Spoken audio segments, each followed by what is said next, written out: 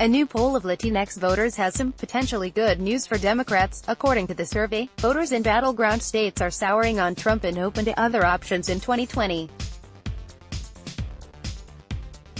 Whether that translates into an election-changing dynamic, however, remains to be seen.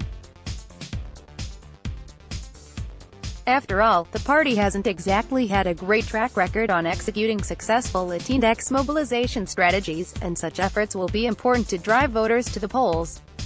The survey, conducted by X Labs, an organization dedicated to studying the Latinx electorate, included more than 8,000 Latinx voters in several highly competitive states such as Arizona, North Carolina, and Florida.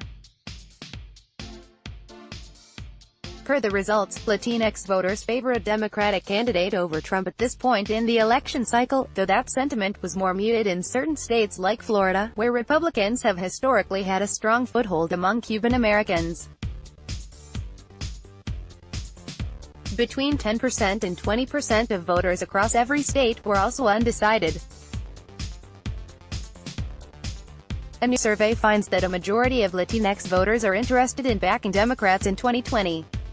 X Labs expected to make up 32 million voters nationwide in 2020, including 23% of eligible voters in Arizona, 20% in Florida, and 19% in Nevada. Latinx voters are a theoretically pivotal demographic for the upcoming election. The survey, however, cautions that they aren't a uniformly Democratic voting bloc, unlike African American voters, for example, who tend to vote pretty overwhelmingly for Democrats. The universe of Latinx voters has historically been more ideologically diverse, driven by factors including religion. If Democrats can mobilize them, these voters could be added to a toxic mix for Trump. The Latinx surge against Trump didn't quite materialize in 2016, but Democrats saw much more promising signs in midterm turnout, a trend that could certainly continue in 2020. Going into the 2016 election, Democratic strategists assumed that Latinx voters would be so turned off by Trump's xenophobic rhetoric on immigration that more voters would turn out and some would abandon the Republican Party, as NPR reported. These expectations wound up seeing mixed results. Turnout among this demographic saw some changes between 2016 and 2012 but was ultimately lower than white, black, and Asian turnout. A solid fraction of Latinx voters, including a strong base in Florida, also backed Trump. Clinton wound up winning 66% of the Latinx vote, while Trump took 28% of it, according to a national exit poll.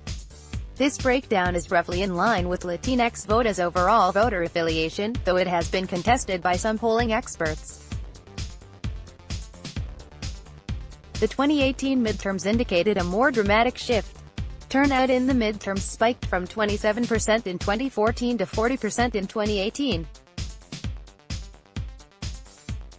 And Latinx voters supported Democratic candidates in the general election by a slightly higher margin. 69% voted Democrat compared to 29% who voted Republican.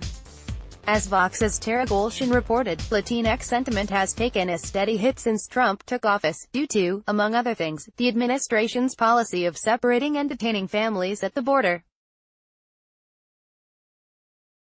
The X Lab polling indicates that the pushback toward Trump could potentially be sustained through 2020. Based on its analysis of polling in competitive states like North Carolina, Virginia, and Texas, the survey finds that current support for Trump falls short of the exit polling in 2016. Though lots of experts quibble with those exit poll results. In North Carolina, for example, just 18% of Latinx voters said they'd re-elect Trump in 2020 compared to 40% of Latinx voters who supported him in 2016. In Texas, 22% of Latinx voters would re-elect Trump compared to 34% who supported him in 2016. X Labs. If these numbers hold and Democrats are able to spur strong voter turnout, Latinx voters could help the party hang on to its House majority and boost a potential presidential candidate. That all depends, though, on how effectively the party connects with them.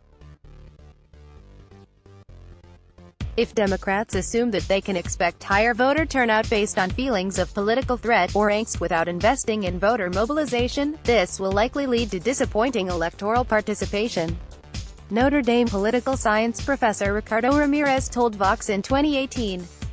Letlock adds, "Why?